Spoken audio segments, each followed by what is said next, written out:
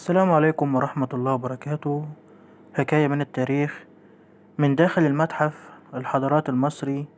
تصوير الموميا. لو انت لسه اول مرة بتتابعني، ما تنساش ان انت تشترك في القناة وتدوس لايك وتكتب تعليق. طبعا انا كنت بصور الموميا، بس طبعا ما كنتش عارف اقرا لان كنت بعيد جدا عن الموميا عشان اقرا الماكيت، عشان ما ينفعش حد يقرب من الموميا وكده.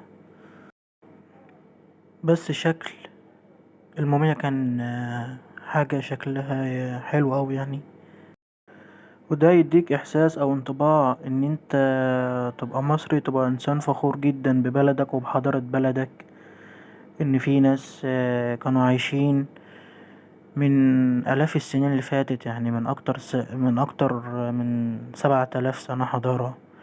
إن لغاية دلوقتي إن هما يتقدموا في العلم ويوصلوا إن هما يحنطوا الجثة إن هي تفضل آلافات السنين من غير العوامل الطبيعية إن هي تأثر عليها، سواء الرطوبة، المية، الحاجات ديت. فده لو هيدل على شيء، ده يدل على الفخر إن المصريين القدماء كانوا متقدمين جدا في الطب وفي العلوم الأخرى، يعني سواء في الهندسة، في الطب، في الزراعة، في كل شيء. يعني لغاية الآن في 2023 في التقدم اللي احنا فيه ده،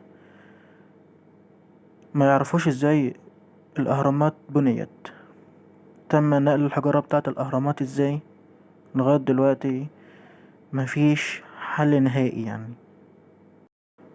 لو لسه أول مرة بتتابعني، ما تنساش ان انت تشترك في القناة.